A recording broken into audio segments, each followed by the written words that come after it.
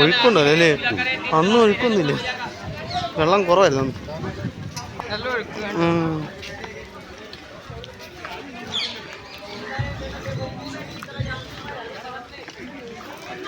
ഇത് യമുനയാണോ? യമുനാ നദി.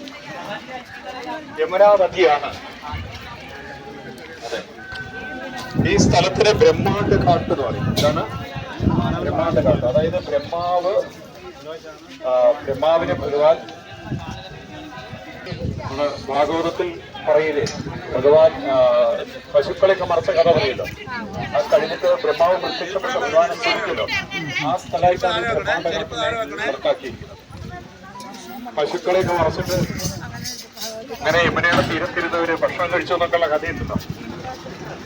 അല്ലല്ല, ബ്രഹ്മാണ്ഡ ഘാട്ട്.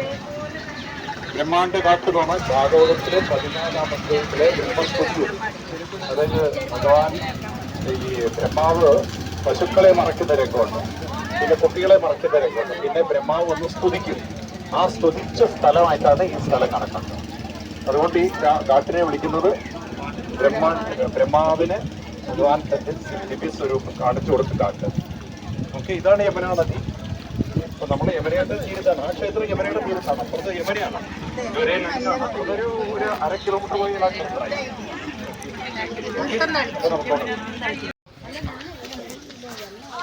നേരത്തെ പോയ അമ്പലത്തിന് ചിന്താ അരൺ മഹാദേവ ക്ഷേത്രം, അതും യമുനയുടെ തീരത്താണ്. എന്താണ് അമ്പലത്തിന്റെ പേര്? കഥ പറയുന്നത് ഭഗവാൻ ബ്രഹ്മാണ്ട് കാണിച്ചു കൊടുത്തു. എന്താണ് യശോദാദേവി. അപ്പൊ യശോദാദേവിക്ക് കൃഷ്ണനെ ദൈവമായിട്ടൊന്നുമല്ലല്ലോ കാണുന്നത്. ഒരു വേണ്ടാത്ത വിഷമം തോന്നി. കുട്ടിയോട് ഇങ്ങനെ കാണിച്ചുവല്ലോ, കുട്ടിയുടെ ഉള്ളിൽ ഇങ്ങനെ കണ്ടു, പിടിയില്ല.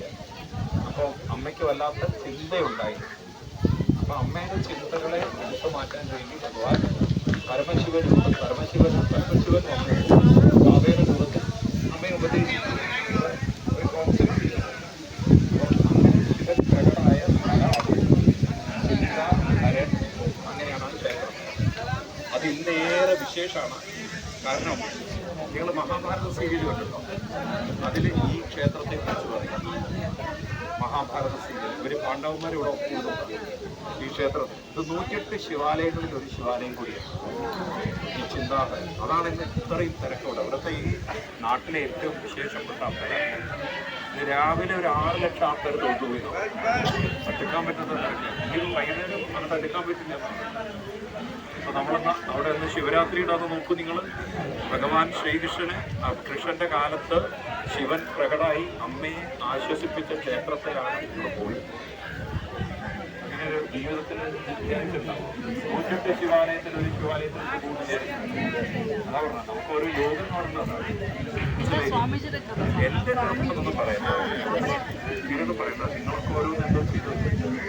അപ്പോൾ നമുക്ക് ഇതാണ് അമ്പലം. അവിടെ തൊഴുതിട്ട് വരും. എന്നിട്ട് നമ്മൾ വീണ്ടും നമ്മൾ ഗോകുലത്തിലേക്ക്, കൃഷ്ണന്റെ ഗോകുലം. അവിടെയാണ് അരിയോ, അവിടെയാണ് എല്ലാവരും ചൂലയുടെ കാര്യമൊക്കെ പറഞ്ഞില്ലേ. ചൂലയല്ല, അപ്പൊ അങ്ങനെ ആ ചൂല പിടിച്ചാൽ അച്ഛനെ അവരെ പറയിപ്പിക്കാൻ 10ന്റെ നോട്ട് കയ്യിൽ വെച്ച് ചൂല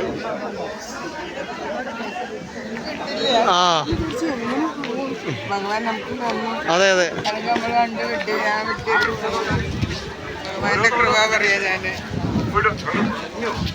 അല്ല ഇവിടെ ഒന്നും കാണാൻ പറ്റത്തില്ല.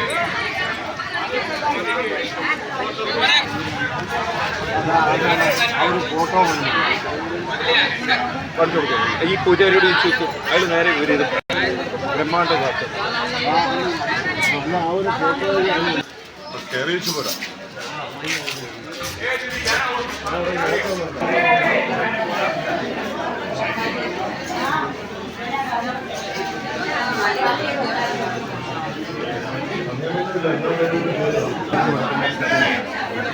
Gracias.